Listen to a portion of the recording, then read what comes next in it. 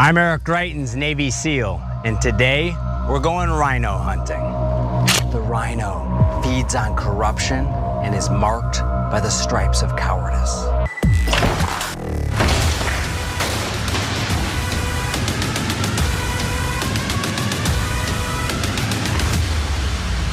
Join the MAGA crew, get a rhino hunting permit. There's no bagging limit, no tagging limit, and it doesn't expire until we save our country.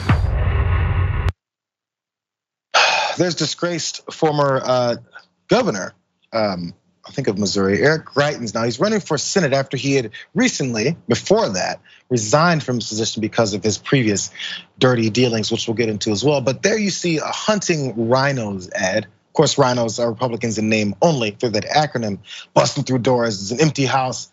There's no rhinos in there. It's just an empty house. It's a set there, Eric. But he's definitely illustrating a point, something he definitely wants to tell his followers.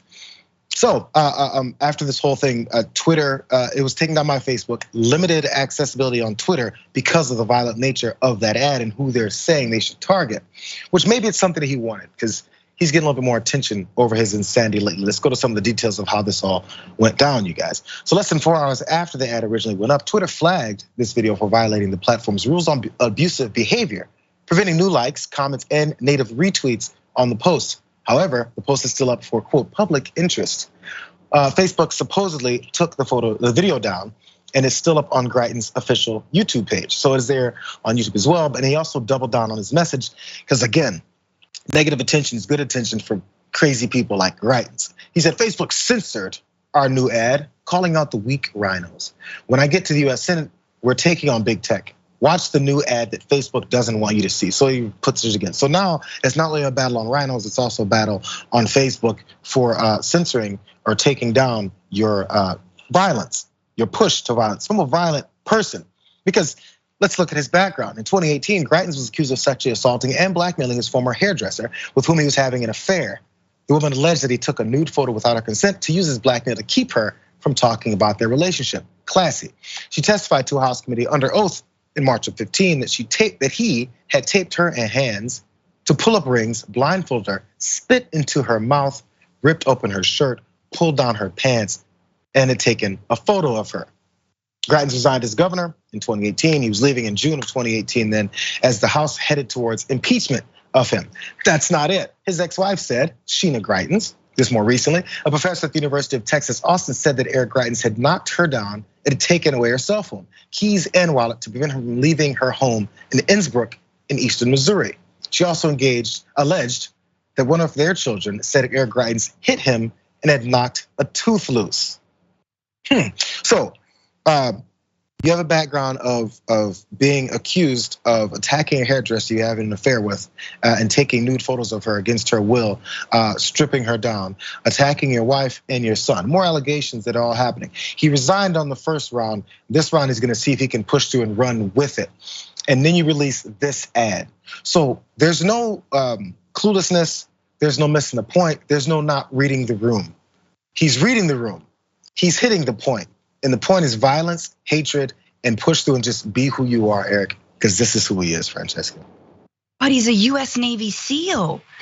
Wow, which is kind of funny because the way that he treated his mistress kind of sounded like some Guantanamo behavior. Like that sounded like some black site, disgusting behavior, to say nothing of the fact that it was abusive in every possible way, exploitative, and just so gross and awful.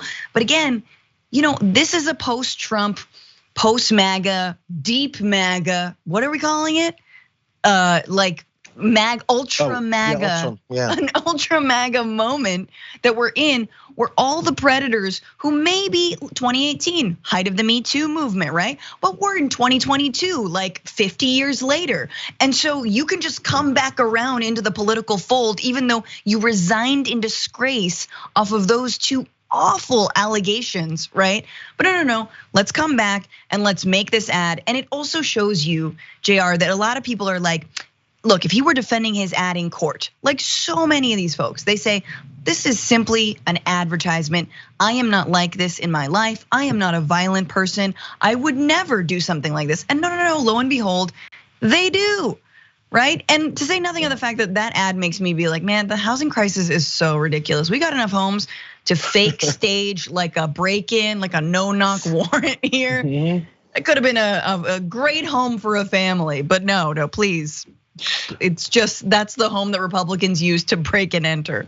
Again, language like bagging and tagging, unlimited bagging and tagging, that's death right there. But the reason why I keep doing this, my last point here, Survey USA found that Greitens takes 26% of this vote when it comes to him and other Republicans. Incumbent Attorney General Eric Schmidt had 17%, followed by incumbent US Representative Vicky Hartzler with 11%, and the US Representative Billy Long with 7%, as they're all running to get this shot at being the Republican nominee there for the Senate in Missouri. And each of the other 16 candidates on the ballot polled at 2% or less, while 28% of likely voters were undecided. So he's got 26% of the vote. He's leading the way no matter what. So people who are out there and are associating with him, who are apparently love this kinds of ads, or maybe people who are against it, I'd love for you guys to tell me, what is the appeal? What is it about this that has to do with him helping your life? Remember that and ask yourself that question as he releases these things. Is it about hatred, and is it about death, and is it about murder, or is it about him actually doing something for your life? What does that have to do with anything?